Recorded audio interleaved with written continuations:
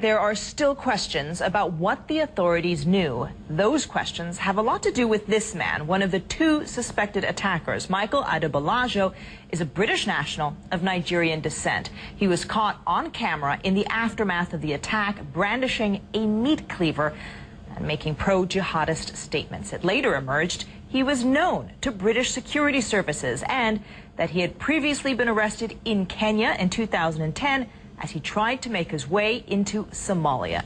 Well, earlier I spoke to the head of the UK's Intelligence and Security Committee. I started by asking Malcolm Rifkind how concerned he is that Adebolajo apparently was not flagged up. First of all, we need to establish, did the security service, MI5, have knowledge of these individuals? If so, what kind of knowledge did they have? What was the history? What action might have been taken by the agencies already? There's a whole issue of that kind. Remember, when intelligence agencies, and the same applies in the United States, when you have a counter-terrorism effort of a very serious and professional kind, then you're looking at sometimes hundreds and sometimes thousands of people. And the extent to which you scrutinize the actions of any particular individual depends on the intelligence you have at that time as to how dangerous that person might be. You have people who are terrorists or who might be willing to be terrorists.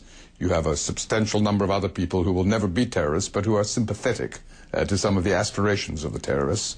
You have others who simply get carried away with a bit of enthusiasm but are not any real danger. So all of these people are people who we have to take an interest in. We have to try and check which category they come into.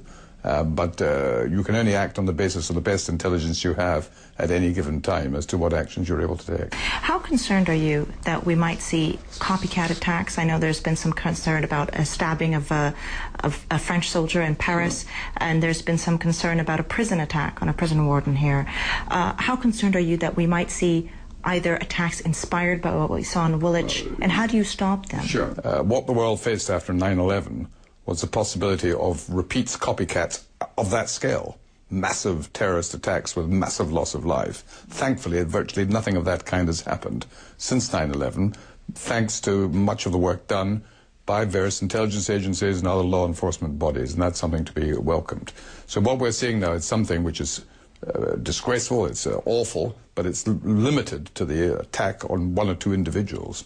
And that is terrible, both for the individuals concerned and their families, but also as an example of ongoing terrorism. But it's a different kind of terrorism.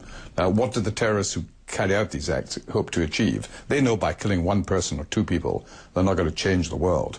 But what they wish to do is demonstrate that they still have some sort of capability to hurt, but also they hope that the media, the publicity that surrounds these events, may lead others to copy them. So, yes, that can happen, and that's why you have to be vigilant.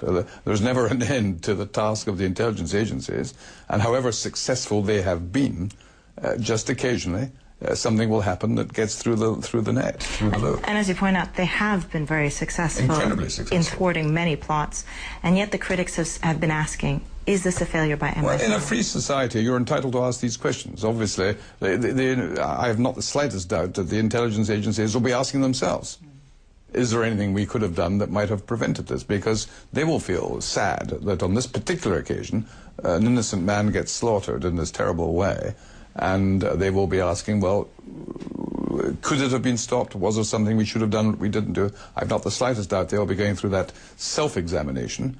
But what the public expect, quite rightly, is that there also is an independent assessment of the role of the intelligence agencies, and that's why the committee that I chair, the Intelligence Security Committee, we're set up by an act of Parliament. We're not part of the government, and we can criticise, but we don't just criticise. We criticise if the facts justify it.